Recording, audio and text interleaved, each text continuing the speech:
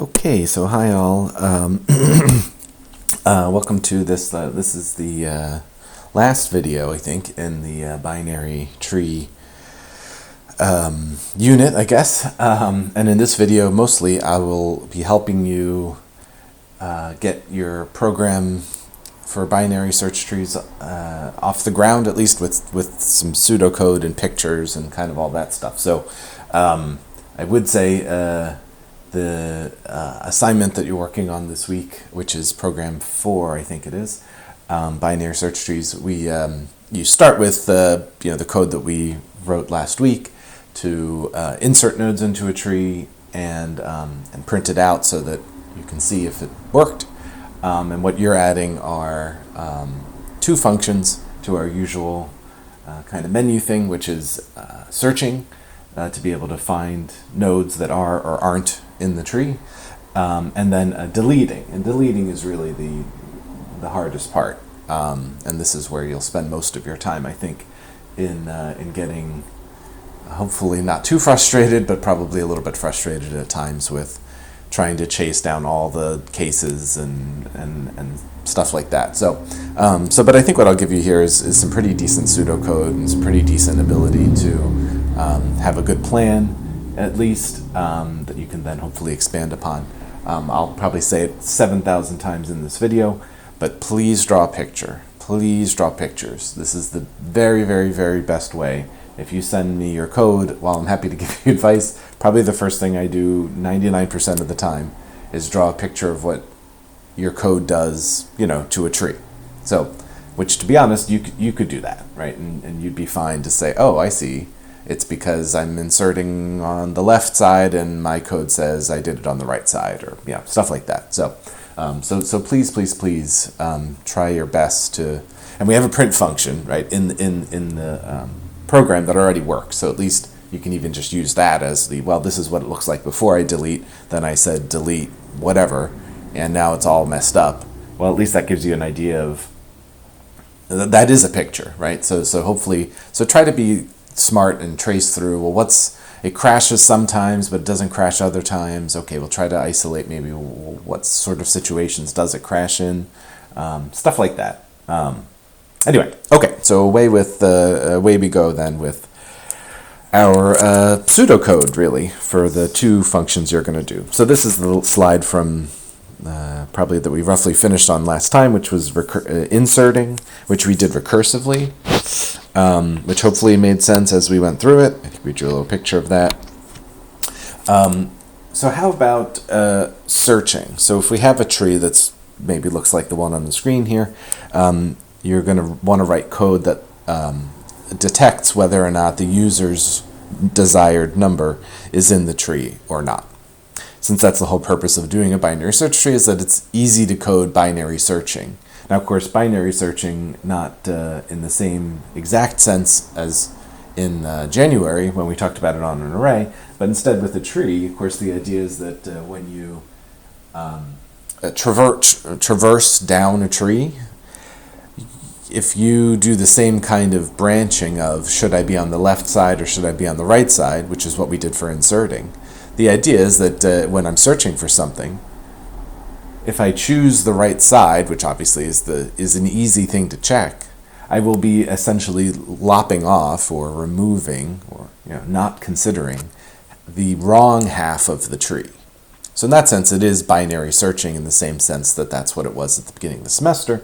It's just that I'm not actually lopping anything off here. Of course, I'm just moving through this tree.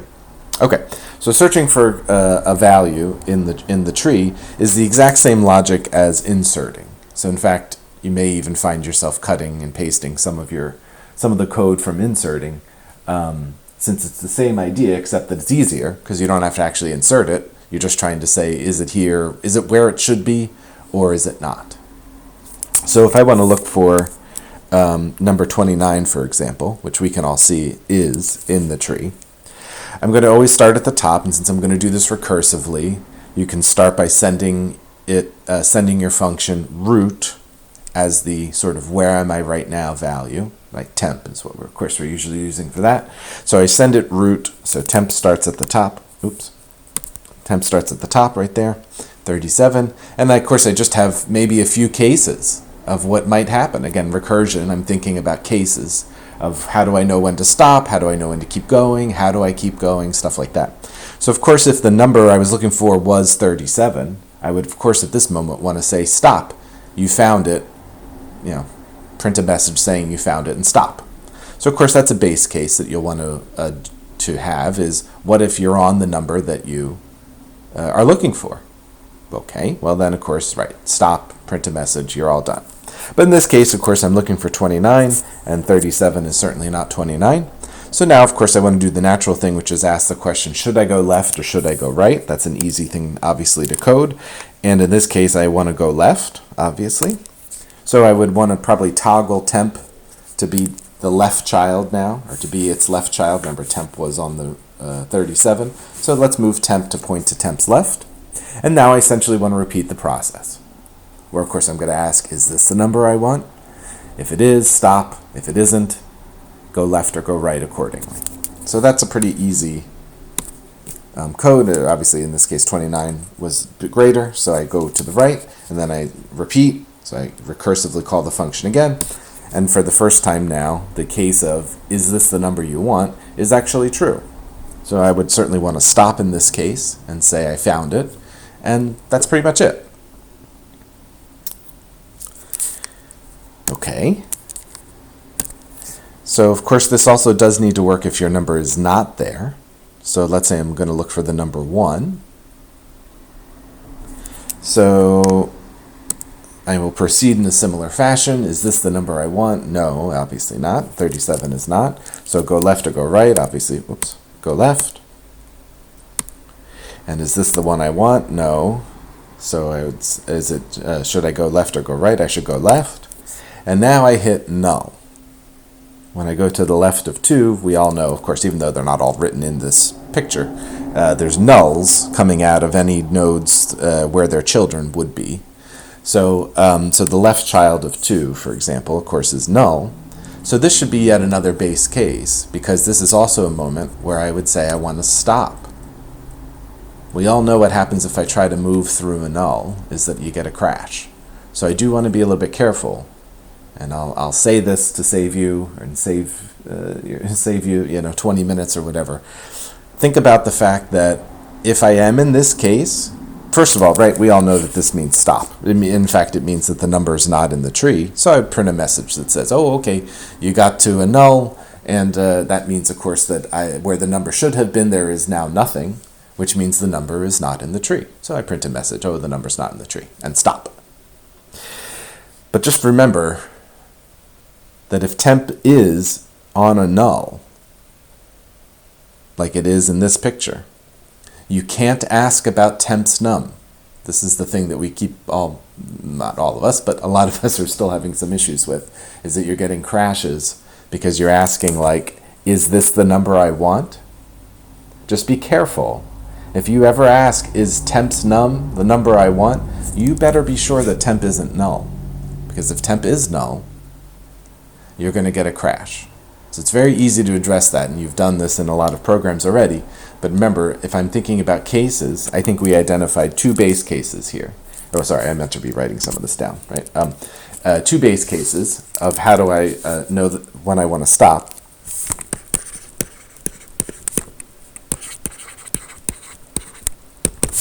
Right, so how do I know when I want to stop? I want to stop when temp is null. This, of course, means not found. If I find the number, that's also a moment when I want to stop.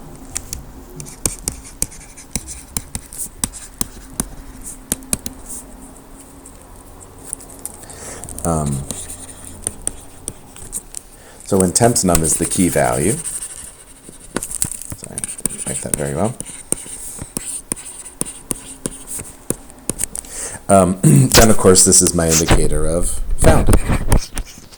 And in both of these cases, of course, we want to stop.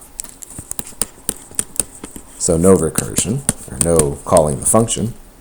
But it's really important to do it in this order, right? I think you might find yourself, and I know it's not natural to necessarily think that maybe it's not supernatural to think about this in this order, but just kind of, because even when I was stepping you through the pseudocode, wasn't the first thing I was saying is to check, is this the number I want?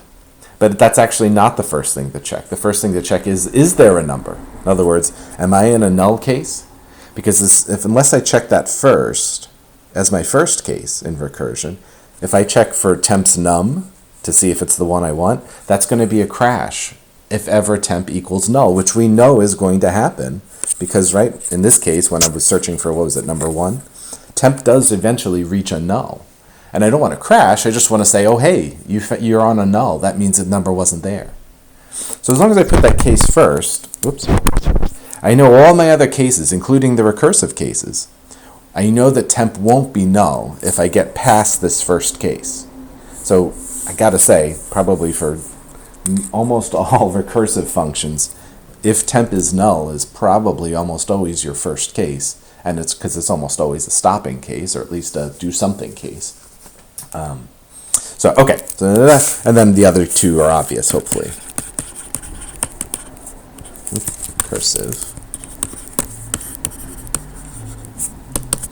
Right.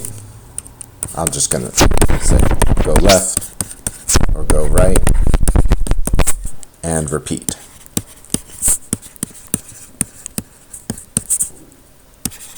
Right? Okay, so we all know what that means. Okay, so that shouldn't take you, I don't know, 10 minutes probably to code up binary searching, hopefully. And these are all short, right? And I think I can't remember in the program if whether you're trying to print a message or whether you're returning a true false. I don't remember actually which format I gave it to you. So obviously in this case, if this is a return because you're doing a Boolean true false thing, then you would return false here, return true here. And remember, even in your recursive cases, you need to return the recursive function calls. But if it's just a print thing, then you don't need to worry about that. You could just print found or print not found, and these guys have no printing, just sort of a keep going kind of thing. Okay, so anyway, that should be an easy one, so get that done first. That way you can feel confident that you know what you're doing. And then we get to the real challenge, which is deleting. So, of course, right, like any data structure, or most of the data structures from the semester, we want to be able to remove something, which probably means some sort of, it's been processed perhaps, or if this is a database of customers or clients or something, maybe you remove one, right? That's certainly a possibility. So deleting is certainly a thing we'd like to be able to do. So this is an understatement, but deleting a node from binary can be a little tricky. But I say that just to say, if you don't have a good plan, it would actually be really hard, I think, to figure out the right strategy. But we're going to have a plan here, so this won't be as bad. Of course, we have the cases that the node is not in there. So you will, of course, want your code to work if I try to delete a node that isn't there at all. But you could probably figure out a way to make that happen, in the sense that that's sort of similar to the binary searching that we just did a minute ago. But if we do actually find the node that we want to delete, we will have 3 cases of how to do the deletion, which will all have their own little quirks to them. So I'll show this to you in pictures where it'll make a little more sense. But we're going to say, well, let's say I found the one I want to delete. I'm going to do 3 different cases. One is that if the node has no children, that's going to be the easiest one. Two is if the node has 1 child, that won't be too bad. But the hard case is the third one, which is that you're trying to delete a node that has 2 children, a left and a right. Then I really have to be a little bit careful with what we do to fix this, or to resolve this. Okay, so before we get to our 3 cases, just some preliminary stuff. So this is all, please look at this and rewatch this video and look at these slides as you're coding, because this has lots and lots and lots of good hints and advice. So before we get into the cases, preliminary things that you'll want to remember as you're coding. Of course, if I say delete, okay, and I enter a number, whatever, 7, I want you to delete 7 from the tree.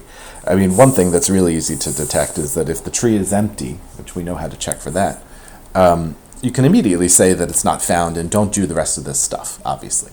And that's not only is that easy to get a quick answer. It's also, again, if root is null, then don't ask about roots num or temps num or any of that, because you're going to get crashes. So just be mindful that when you do deleting, you probably want to first just check, do I even have a chance of deleting this thing? And if no, then don't even bother, which is fine, right? Okay, but if it is, right, if it's not null, then what do I have to do in order to delete something from a tree? I'll just pull up a picture of one like this one, for example. If I'm going to delete, 48, let's say. I mean, the first thing I have to do is find it.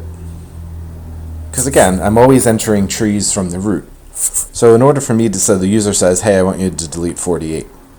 Well, I have to find it first. So that's not hard, but I have to move myself.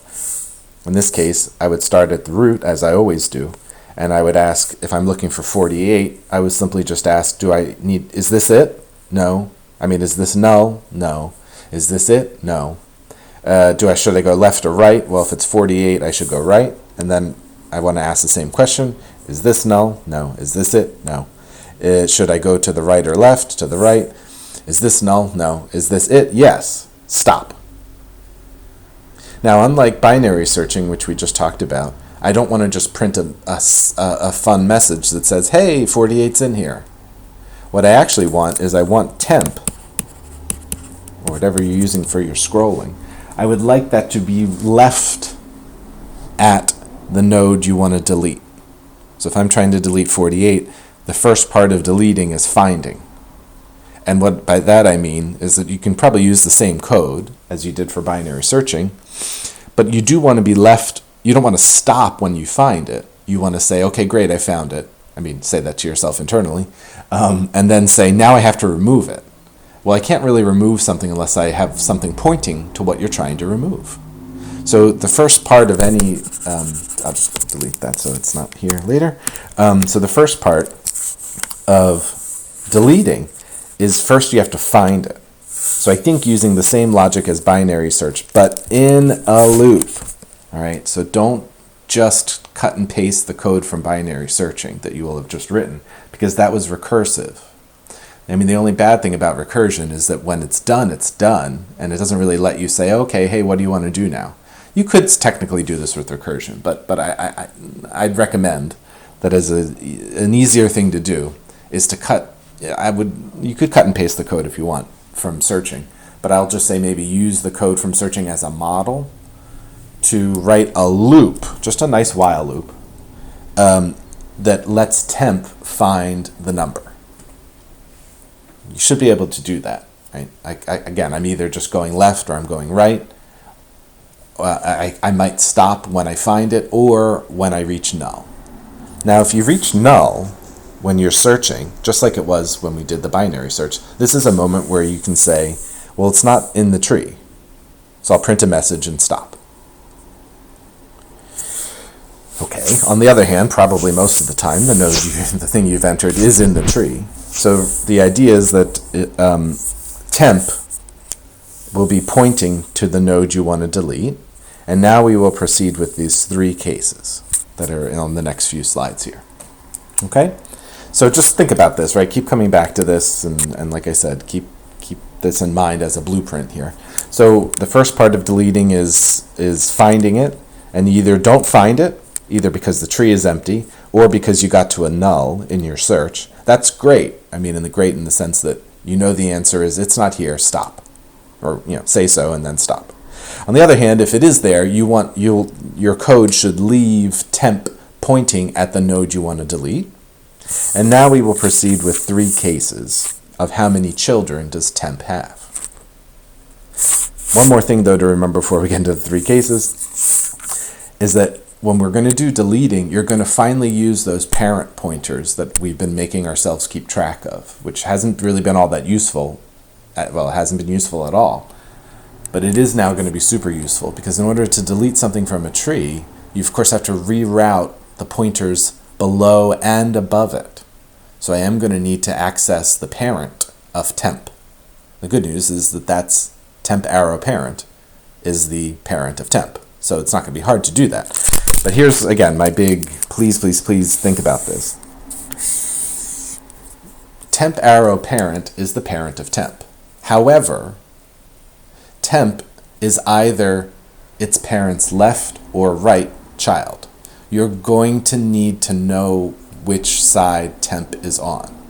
Now, you could do this in a variety of ways. You could either do a quick little check, which probably is what a lot of people do, or if you want to be a little more thoughtful about it, you could keep track of, as part of the struct, you could keep track of, is my node, is it a left or right child of the parent? Now, that's going to require you to go back in and change some of the code for inserting.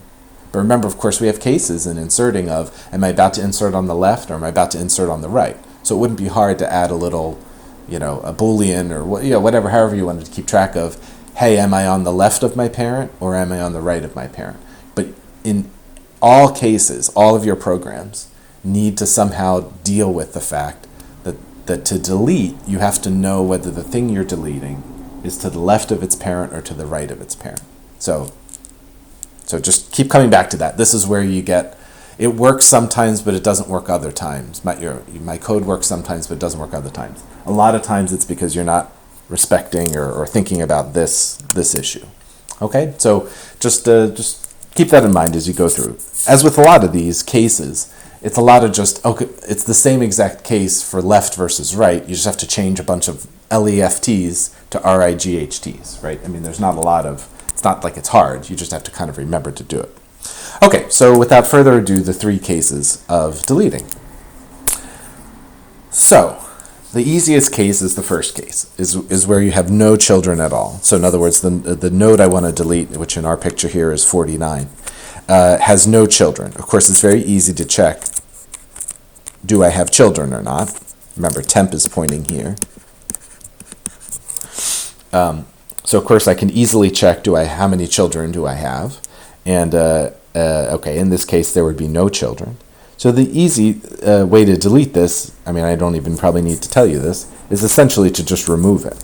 Because I don't have to worry about, I mean, if I had a 52 over here, I don't think I'd just be able to say, hey, delete 49 and be done with it. Because what would happen to the 52, right? Okay, but in this case, I don't have to worry about that because there's no children. So basically, I'm just going to snip it off. Like that. All right? Now, of course, there's a few lines of code there. But that shouldn't be too bad. And again, remember, you have a pointer going this way called parent. But again, remember, you have to be careful here. Right? If the only child of 48 was 47, which would be to the left, I'd have to say something about this 48's left is going to turn into null. Whereas in our picture, 48's right is what's going to turn into null. So just keep that in mind, right? You got to do cases for that or detect it somehow. All right. So, but that's not too bad, right? So there isn't much to this. Oh, there it is. It's gone. All right, so there isn't much here, so I'll just say a couple of quick things. So, of course, so temp's parents, left or right,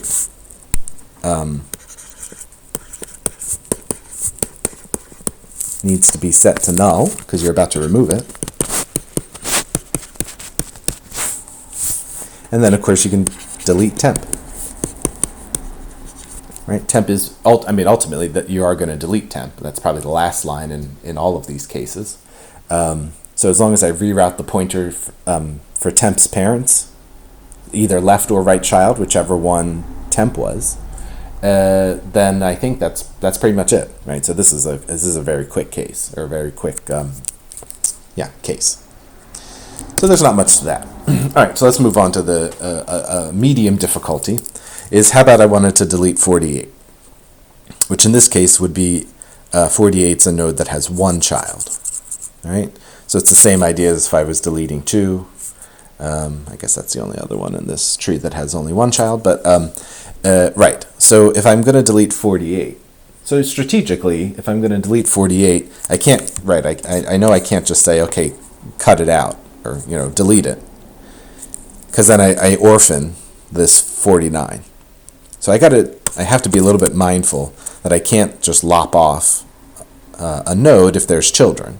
Even if there's only one child, I still can't do that. Okay, but of course, maybe, hopefully, your brain is already looking at this picture and saying, well, if 48 is going to go away, how could I resolve that? Well, the easiest thing to do is to simply reroute this pointer to point down there, and then you can just lop it off, right? Just look at my inking. That would be a legal tree. 49 would become the right child of 45. Okay, so if I could just do that, which I think I'd put, they usually call splicing it out. Yeah, okay, right? So I would need to do a little bit of updating here, right? So I tried to do that with dots here. So of course this needs an update. This has to get assigned to null. Sorry, that guy, right? That has to get assigned to well, I shouldn't say null. This has to get reassigned. I should have done it that way. Right, so this gets reassigned to 49. So far that's kind of pretty much the same code as the last, or similar code to the last one that really only had one pointer update for the first case, which was kind of like that one. But don't kid yourself here. There is another update. So if I do the red that I just wrote in, that's good. That says 49 is going to be the right child of 45. Again, for the 12th time already that I'm saying this today. Just be careful. You will need a whole nother case for what if this was on the left side.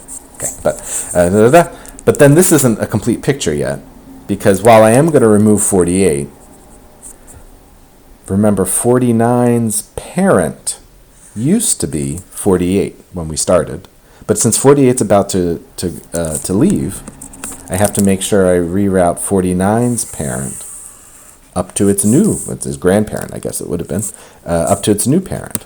So just again, be careful here. You have two updates here now, and then of course you can lop off 48. Okay. So pretty much I got to do that, which that's not too bad, but, right? And then I'd end up in that picture. Okay, there's another example over here of if I deleted 2. So even if you have more stuff below it, your code will still work, right? If I'm going to delete 2, then basically I just want to do what we just said. I want to make the left child of 37 is going to get rerouted to be 29. And then again, 29's new parent is 37. And even though there's more stuff under here, remember the way that we organize this, all of these nodes will still be less than 37. So I'm not going to violate any sort of tree issue here. All right? Okay, so let's say what we just said, somewhat organized fashion. So I have a couple of updates here. Not too many, but a couple of updates here. So let's see. So temps parent. So temp is going to go away, right? So temp is about to be deleted. So temp's parent gets, I'm just going to write this in English, adopts, maybe even, I guess I'll be totally cute here, adopts temp's one child. Okay, so that's of course, the one case that I know there's only one child, so I don't have to worry about this being an option, right? But I do have to, of course, do cases of should this be on the left or should this be on the right and stuff like that still, right? But that's one update that needs to happen, is that temp's parent, left or right, depending on which side temp was on, is going to now get a new child. So I got to say that. Now this child, this one, has a new parent, okay, which was its grandparent, I guess. So I got to update that, and then I can probably delete temp.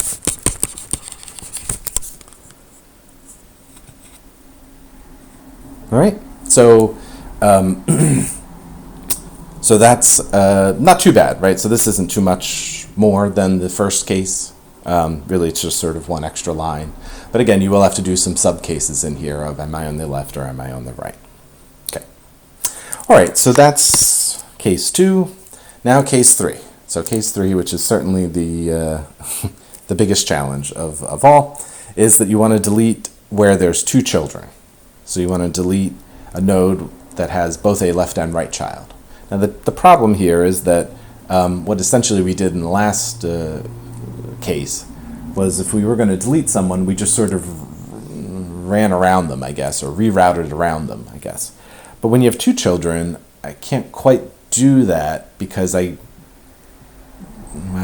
don't know exactly how that would even look. I mean, maybe the root is not a great example, but 45, if I'm going to say, well, let's just splice it out, then 37, should 37 point to 41, or should 37 point to 48? In other words, if 45 is going to disappear as the right child, who's the new right child? Now, there's a right and wrong answer to that, as you can probably see. Well, I guess I should say, in theory, there could be possibly more than one way to fix this. But we need a way that's going to sort of always work, so I don't have to do like, oh my gosh, it could be this or it could be that. So I at least want to make this always work. So the issue, so I chose 37, but this same logic would work with any of the 2 children nodes, like 29 or 45 would also have 2 children, of course. But let's say it's 37. So the issue is that when I do this, I have to figure out a way to keep this intact with as minimal sort of disruption. I don't want to totally redo this whole tree. So the best way to do this is to find a candidate or find something that could replace the node you want to delete. Now there's 2 numbers in this tree. Maybe I shouldn't give away the answer like that. There's 2 numbers in this tree that wherever, so again, 37, let's say 37 is what I want to delete, which has 2 children. There are 2 numbers in this tree right now that could replace 37, and I would have no organizational problems. In other words, I'm not violating the whole, you have to be bigger than your left child and smaller than all of your right children. None of that. All of that would be okay.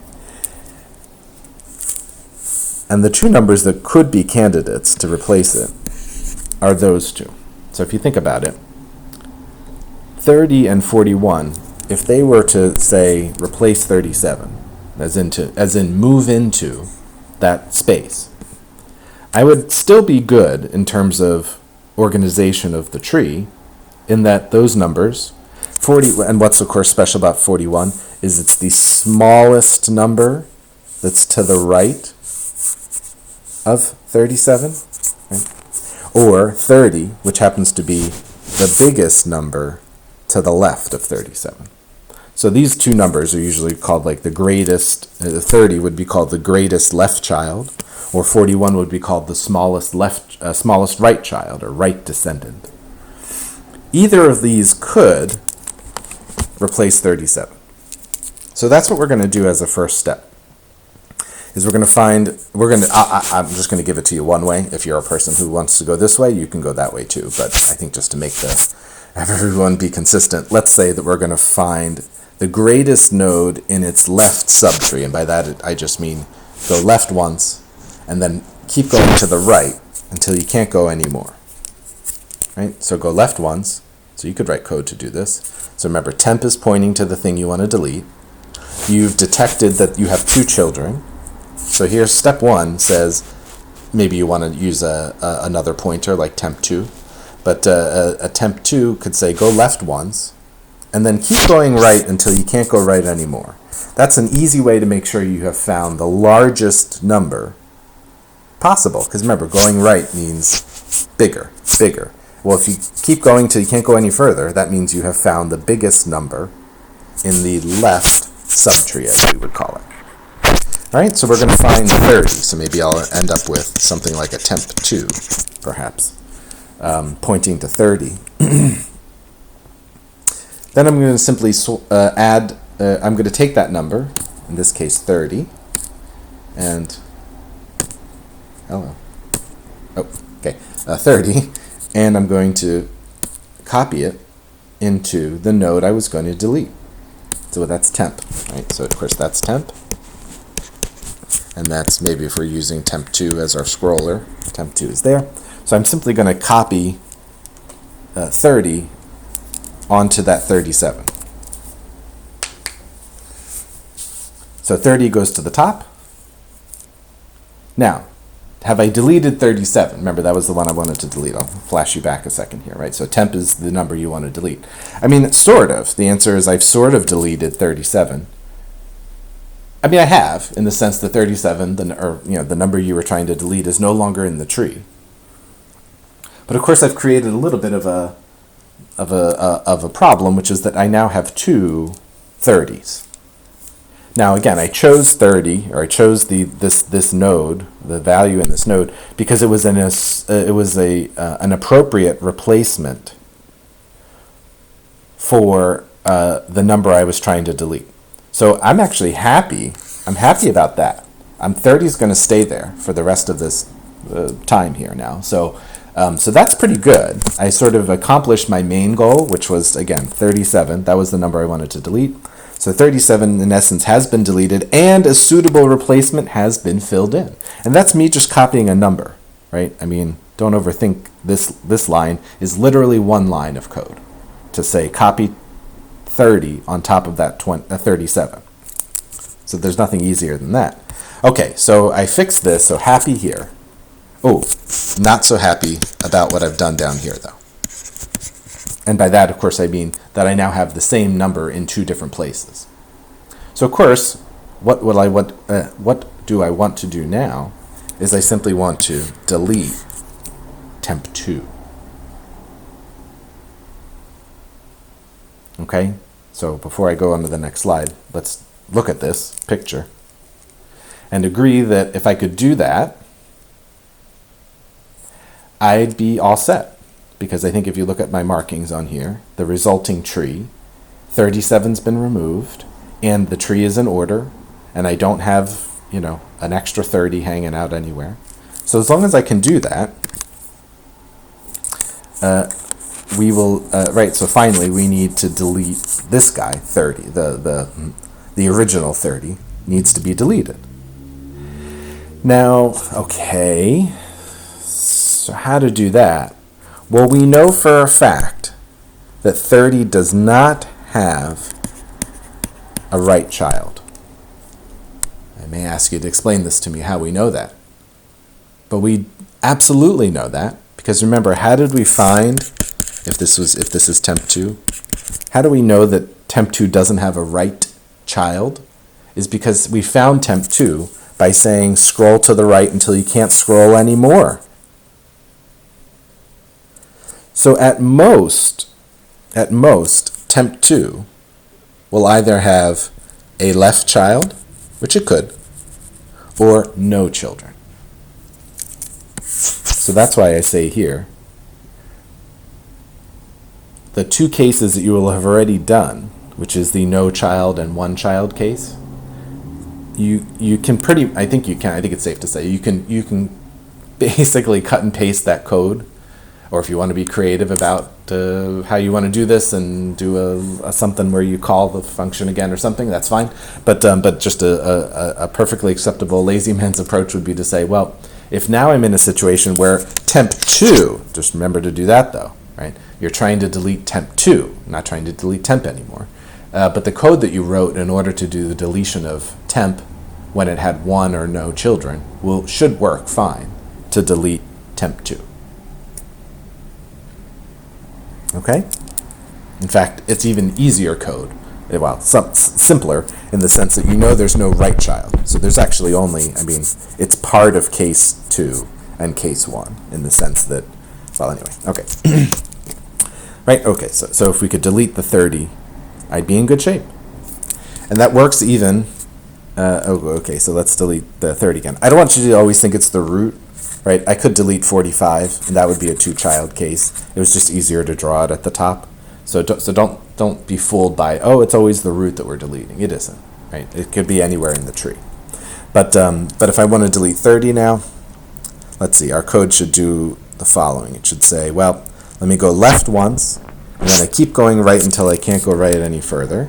So go left once and then keep going right. And I should say, let's just pretend for a minute that none of that was there. This is the other thing that people often have issues with, is they say, I tried to go to the right and it wouldn't let me go to the right. Well, that's true, but that's all right, because 2 is then temp 2. So if this actually is what our tree looked like, you'd be perfectly happy with temp 2 stopping on 2. You would take 2 and you would copy it up there, and then you would simply delete that one. All right? So it's all right if it doesn't actually do any moving, right? I start by toggling once to the left. Now in this case, I can go to the right, so temp 2 would actually end up on here on 29, right? But it's okay if you don't actually ever do that. That's all right. So temp 2 is down here. Oh, I think I drew that too early. Okay, so temp 2 stops on 29 because it's the biggest node to the left of 30. And then I say, all right, well, I'm going to copy the 29 up here, so 29 is going to get copied on top of the 30. That's just an easy one-liner. And now with temp 2 here, I say, all right, now I know temp 2 can't have a right child. So I have two cases. One is that it has a left child, or 2, that it has no children, although I probably want to do those in the opposite order, right? Case 1, no children, which is just an easy lop it off. We just saw that in the last example. Or in this case, I have a left child, one left child. So now is when I'm going to do the case 2, I guess, or our second case, which is that I'm trying to delete someone who has one child. And in fact, in this case, I know it's a left child. So I'm going to do what we were calling splice. So I don't want to mess up my picture, but right, I'm going to do that. Right? I'm going to send temp 2's parents right to 20. In this picture, it's a right anyway. And then this guy's 20's parent. 20 has a new parent, which is 2. But again, you would have already written that code. So I think you can pretty much just cut and paste it with a couple of small updates. Okay, so if I'm going to try to bring this in for a summary here of deleting 2 children,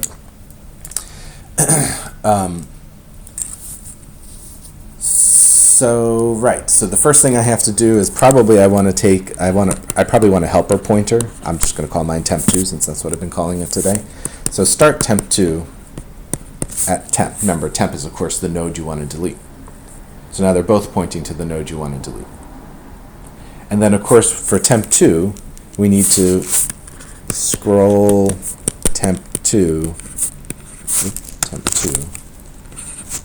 left once, and then right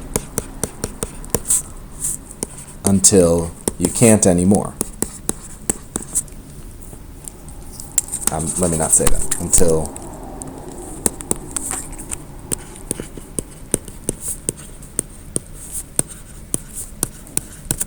now just remember though, you don't want temp 2 to get all the way to null. It's worthless to us on null. So just think about that. I'm not going to give you the answer. But what does it mean when I say until you can't anymore? It does mean that you'll have hit null. But remember, you don't actually want temp 2 to be on the null. You want it to be on the node before the null. Right? Just keep looking back at these pictures. Right? Where is temp 2? Temp 2 is on the node that has a null over here. So you should be able to make it stop just like that. All right. So stop once temp 2 is there, doesn't get it anymore. Great. Okay. So then, of course, I'm going to copy. This is the easiest line of all of these. Copy temp 2 num into temp. That will successfully sort of delete temp's node, or temp's value at least. It's just going to get covered up, right? But for now, anyway, that's fine. So temp's num is now gone, and it's been replaced by temp 2's num. Now, of course, you have a duplicate that you need to deal with, and its name is temp 2. So temp 2 now needs to be deleted.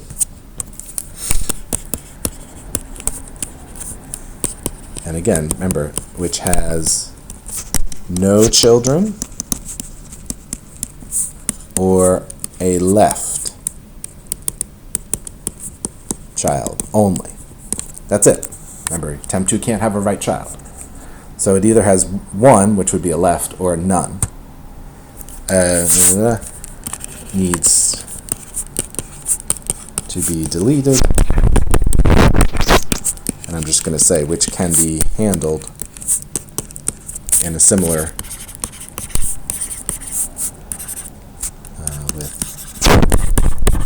with code similar to case, the first 2 cases. Let's just say that. Well, 1 and 2, right? The no child case or the one child case. Okay, so I guess when you, I mean, from start to finish, like I said, it's a little daunting and there's a lot here.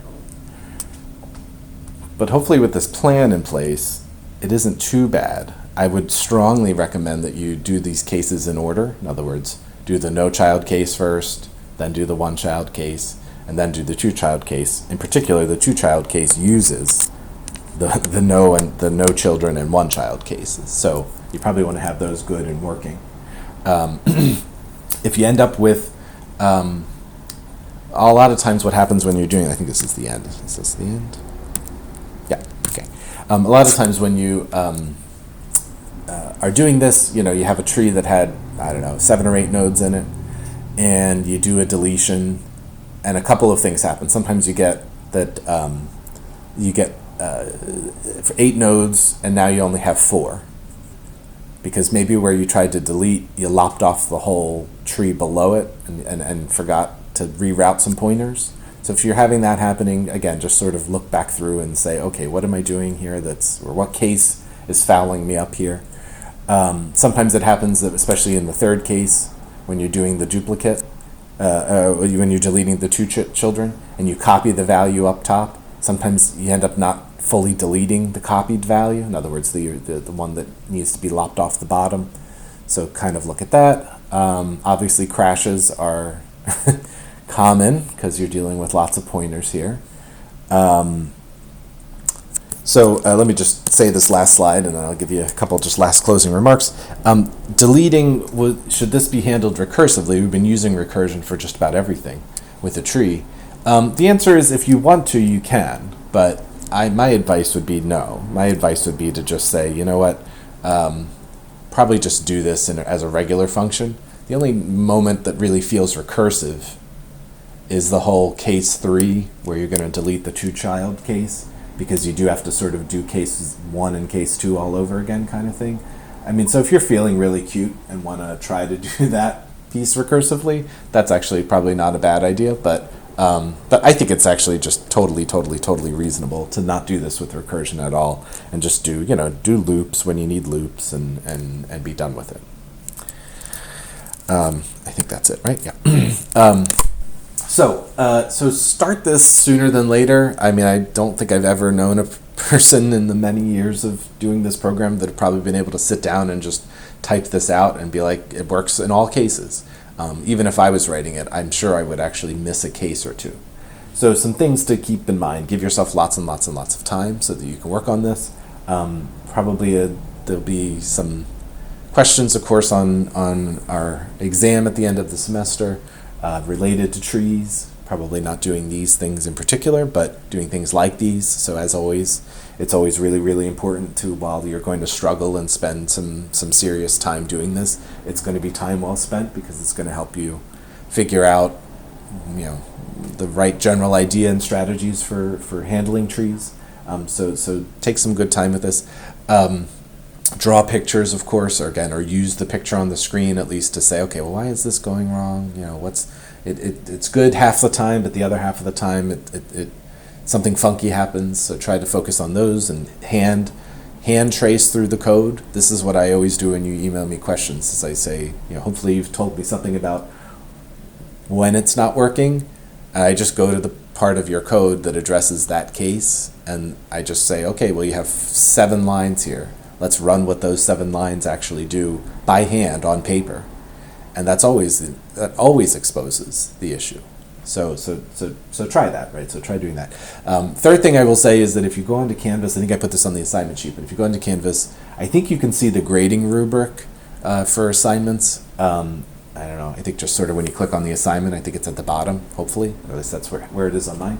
I'm going to test your code by running a long list of numbers. I'm going to load up a whole bunch of numbers, I don't know, something like 10 or 12 numbers into a tree.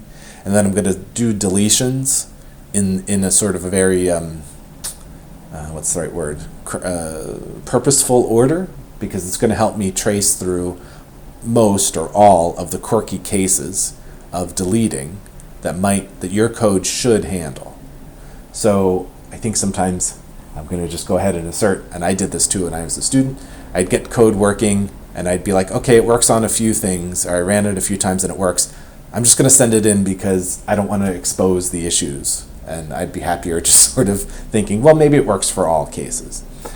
I mean, if ever there was a program where that's going to be super not true, it's this one, because there's all kinds of quirky little, this is a left child of a right child of a left, just weird stuff. So look through the rubric. You're welcome to cheat and use the nodes that I'm going to insert as a test thing. I think it addresses most of the issues, although to be honest, there might be a few others. But if it works on all of those cases, it's probably pretty good. But try not to just do like I tried it 3, 4, 5 times, kind of mostly with similar cases. My guess is that unless you are really, really good at foreseeing issues, it's going to crash when I run mine. So take some time with this one. This is pretty much all we're doing this week. So you have lots and lots of time. Friday is the due date, Friday the 1st. So you should start it now, though, where now is hopefully Monday at the latest of this week, so that you can get plenty of time with it and plenty of time to have errors and have issues. You're welcome to check in with me, check in with the tutor, check in with each other if you have questions. And good luck with this. Our topic for next week is heaps, which is a different version of a tree that has a different organizational structure. And then that's it for the course. So we've sort of done a good job of keeping pace this semester so that we have a little bit more of a relaxed schedule here in the last few weeks. So I think this may be the only video for this week. I may post the first video in the heaps unit once it's recorded, but I would say that's not something you need to really worry about watching until next week. But if you finish with this early and kind of want to move on, and it's up there, you're welcome to do so. So like I said, good luck this week, and